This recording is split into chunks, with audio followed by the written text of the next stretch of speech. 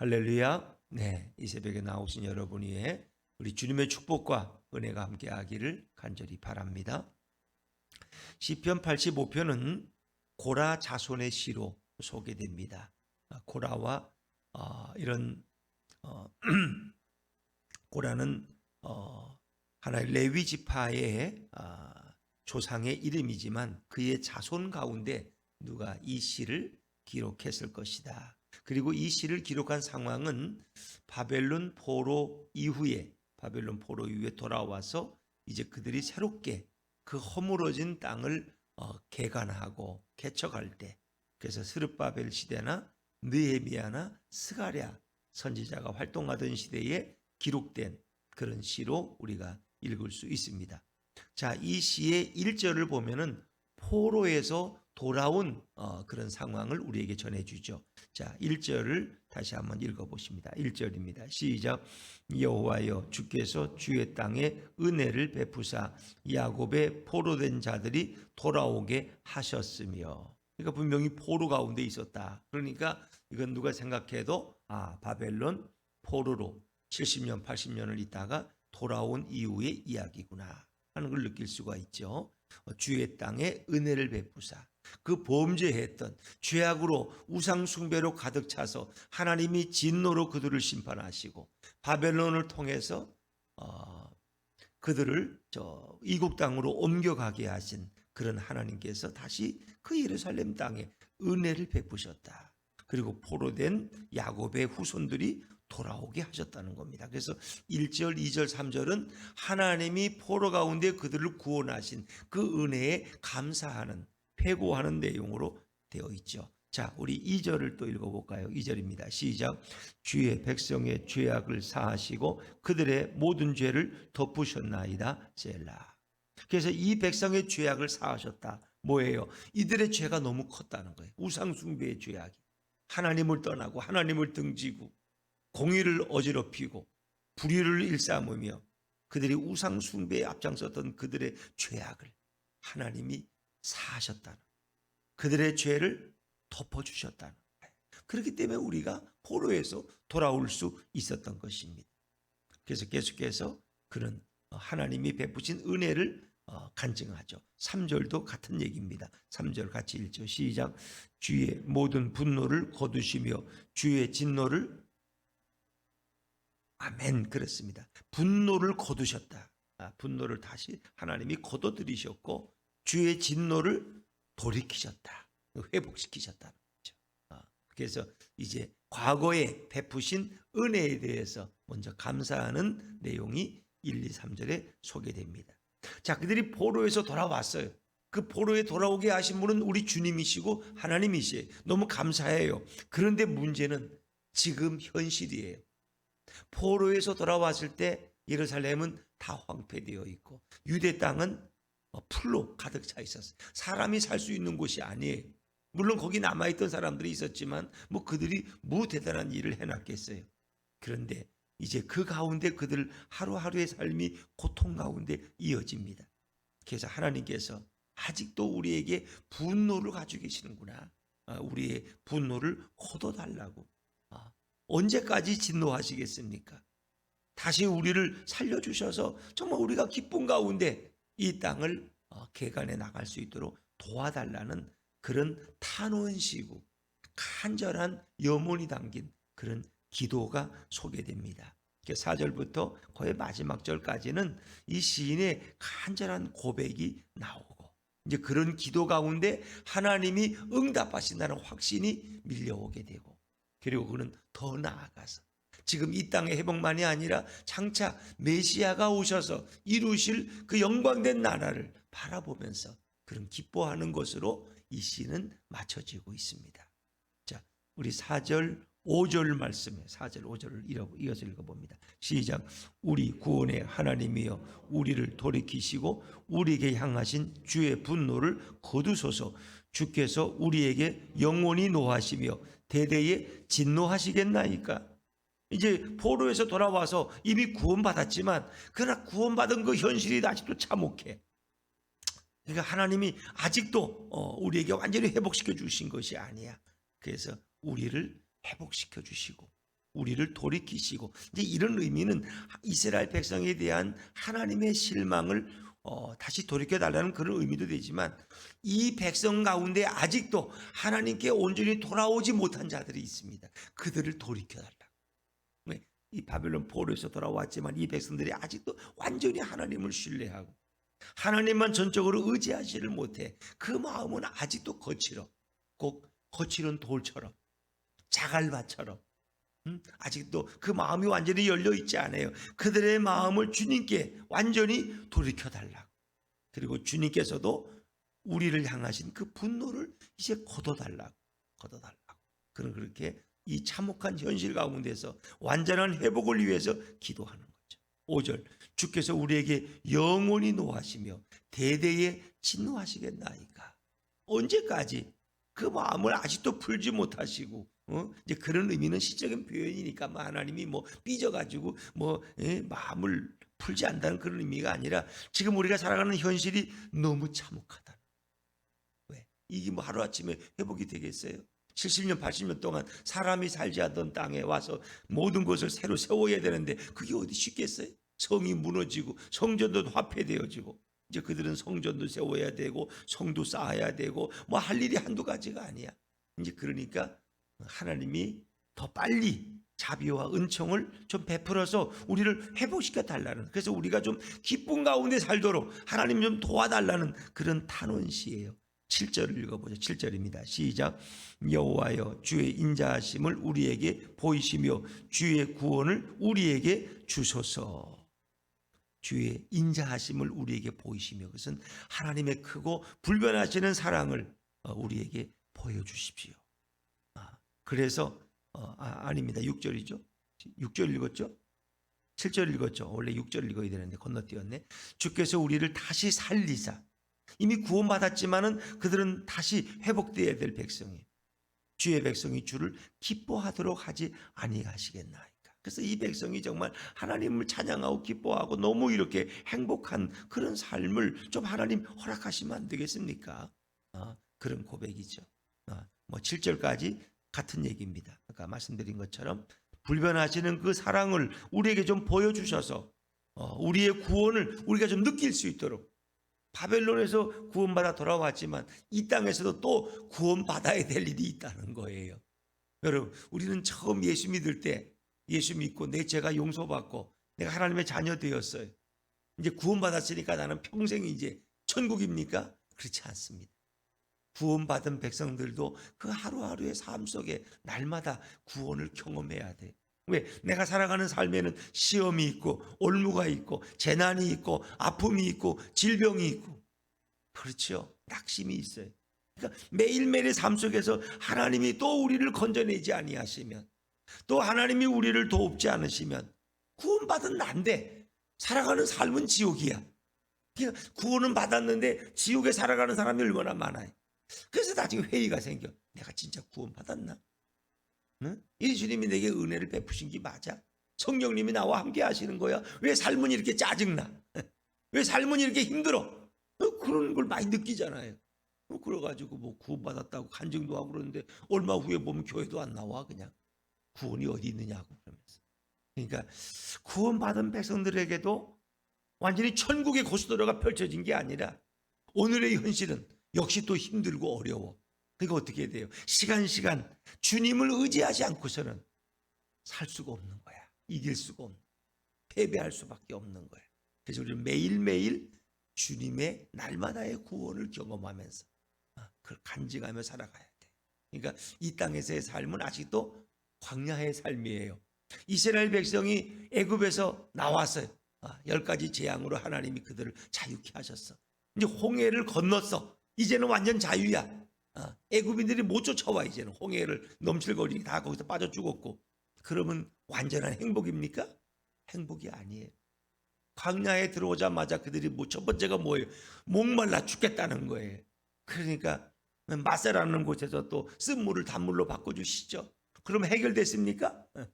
아이고 또 배고파서 죽겠다는 거야. 그래서 또 만나를 또 내려주셔. 그랬더니 또 그래도 애굽에서는 가끔 명절 때는 고기라도 먹었는데 이건 광야에서 고기국도 못 먹고 못 살겠대. 그래서 또 메추라기를 또 이렇게. 자, 이 광야의 삶이라는 게 이 시험과 고통의 삶이에요. 하나님의 은혜도 경험하고 하나님의 임재도 있어요. 구름 기둥과 불 기둥으로 인도하시고 성막 가운데 하나님이 임재하실 때 그 영광스러운 모습도 목도하고 시내산에서 모세는 하나님의 영광을 보고 율법판을 가지고 내려오고, 그러나 그게 천국입니까? 아니에요. 거기도 하루하루 힘들어. 여러분도 이렇게 예배 드리고 은혜 받고 집에 가면 할렐루야 했는데 신문값 내라고 고지서가 와 있고, 월세 관리비 내라고 관리비 고지서가 와 있고, 그런 거야 삶은. 그렇죠?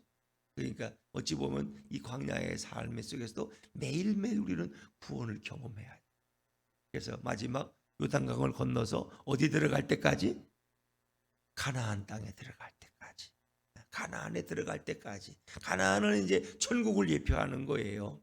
거기까지는 광야의 40년 삶은 늘 힘들어. 저도 힘들고 여러분도 힘들어. 깨어있지 않으면 안 돼. 매일매일 주님의 구원을 경험해야 돼. 매일매일 질병이 우리를 틈타고 가난이 쫓아오고 불황이 나를 힘들게 하고 가정에 여러 가지 아픔이 있고 고통이 있고, 그러니까 매일매일 그럴 때마다 이미 우리는 승리하도록 하나님이 다 준비하신 줄로 믿습니다. 그러니까 예수님만 의지하면 매일매일 승리할 수 있어. 그런 건 문제가 안 돼. 코로나도 문제가 안 돼. 우리는 죽으면 어디로 가요? 구원 천국 가는 거야. 우리는 죽으면 직통이야. 가나안으로, 그냥 천국으로. 그러니까 뭐 코로나도 그렇게 두려운 게 아니야. 근데 우리가 하나님을 의지하지 않는 게 문제야. 어떤 시험이 와도 이미 우리에게 다 이 축복이 예배되어 있기 때문에 시간 주님을 의지하고 성령님을 의지하고 기도하면 날마다 우리는 승리의 간증을 하게 될 줄로 믿습니다. 이미 우리는 승리한 백성이야. 이미 우리는 천국 백성이야. 그러나 우리 앞에는 오늘도 시험과 환난이 있기 때문에 주님을 매 시간 시시로 의지하라. 시시로 매 시간마다 all time, 항상 그렇죠? 그런 것이 이제 오늘 이 시인이 쓴 상황이라는 게 조금 이해가 되시죠? 바벨론에서 돌아왔지만 역시 여기도 참혹한 현실이야. 그러니까 그것은 늘 하나님을 의지하며 하나님의 은혜 가운데 이겨나가야 될 삶의 모습들이에요. 이제 그러면서도 시인은 기도하면서 막 확신이 밀려와. 구원에 대한 기대, 응답에 대한 확신이 밀려와서 이제는 이렇게 그의 기도가 달라졌어요. 자, 8절입니다. 8절을 같이 읽어보죠. 시작. 내가 하나님 여호와께서 무릇 그의 백성 그의 성도들에게 화평을 말씀하실 것이라. 그들은 다시 어리석은 대로 돌아가지 말지로다. 이제 하나님은 분명 이 백성에게 화평을 말씀하실 거야. 화평을 주실 거야. 이제 은혜를 곧 베푸실 거야. 이제 기도가 응답되어서. 그런데 이 백성은 다시 어리석은 대로 돌아가면 안 돼. 어리석은 게 뭐예요? 예전처럼 다시 우상 숭배로 구원받기 이전에 그 노예의 삶으로 돌아가지 말라는 거예요. 하나님이 이제 우리에게 곧 화평을 주신다고 내게 확신을 주셨다는 거예요. 9절 제가 읽을게요. 진실로 그의 구원이 그를 경외하는 자에게 가까우니 영광이 우리 땅에 머무르리이다. 하나님의 구원이 그를 경외하는 이 백성이 하나님을 경외할 때 주의 구원이 이제 문 앞에 와 있어요. 이 땅에서도 구원 받을 거야. 이 참혹한 현실에서. 그러면 영광, 이 쉐키나의 영광이라는 건 하나님의 임재의 영광. 하나님이 우리 가까이 임재하셔서 이 땅에 머무르실 것이다. 머무르실 것이다. 그러니까 예루살렘이 황폐되고 바벨론에 의해서 이렇게 다 망하고 포로로 끌려가고 다 살상을 당할 때 하나님은 이미 우리를 떠나신 거야. 근데 그 하나님이 어떻게 해요? 그 하나님의 영광이 이 땅에 머무르다. 이제 하나님이 우리와 영원히 함께 계실 것이라는 이 확신이 밀려오는 거예요. 확신이. 주님의 영광이 떠나면 그건 끝이야. 이가봇이라는 게 있죠. 이가봇. 그래서 엘리 제사장이 목이 이렇게 부러져서 비둔해서 죽을 때 그 홈리와 비누아스가 전쟁에 패배하고 그들은 죽고 그 소리를 들을 때 하나님의 영광이 우리를 떠났다. 며느리는 또 아기 낳다가 또 손자 낳다가 또 죽게 되고 이런 참혹한 일이 엘리 제사장 가문에 막 들이닥치잖아요. 그때 그 고백이 이가봇. 하나님의 영광이 우리 가문에서 떠났다. 엘리가 잘못했죠. 두 아들을 바로 키우지 못해서 망나니 새끼로 재상들, 요즘 말하면 목사님이 자기 아들 둘을 목사로 세습시키는데 깡패 같은 조폭들을 목사로 또 세웠어. 그러니까 그들이 나가서 다 죽은 거지. 벗게 들고 나갔다가 전쟁에 다 패배하고, 그리고 며느리는 애기 낳다가 결국 생명을 잃고, 엄마 없는 애를 나누면 어떡할 거야. 그러니까 하나님의 영광이 우리를 떠났어. 근데 오늘 이 시인의 기도는 영광이 우리 땅에 머무를 것이다, 떠나지 아니할 것이다. 그러니까 하나님의 회복의 역사가 이제 곧 시작된다는 거예요. 이제 그런 확신을, 기도 중에 확신을 얻은 거예요. 그러니까 그 기쁨으로 이 시를 기록하는 거예요. 그리고 이제 10절부터 13절까지는 이제 이 땅에 영원한 하나님의 나라가 완전히 임할 것을 그는 바라보고 소망하면서 기쁨으로 이 시를 막 맺고 있는 거죠. 자, 우리 10절 한번 읽어볼까요? 10절입니다. 시작.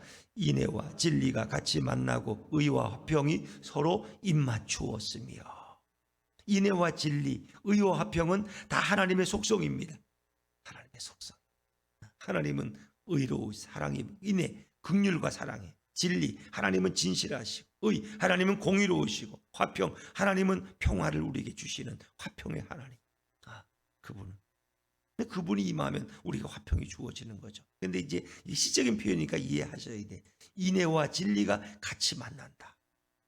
하나님의 베푸신 그 사랑, 그 긍휼하신, 그 우리를 구원하신 동기가 바로 주님의 그 긍휼과 사랑이에요. 아무리 죄를 져도 하나님은 또 그 사랑하심 때문에 우리를 또 용서하시고 우리를 또 구원하시는 거야. 그리고 하나님은 진실하시고, 그 하나님의 사랑과 진리가 같이 만나고 하나님의 공의와 그 하나님의 화평이 서로 입맞춘다는 것은 완벽한 하나님의 통치가 임한다는 거예요. 이런 것은 우리가 이 땅에서는 경험하기 어렵죠. 인애와 진리가 같이 만나고 의와 화평이, 공의와 화평이 서로 임맞.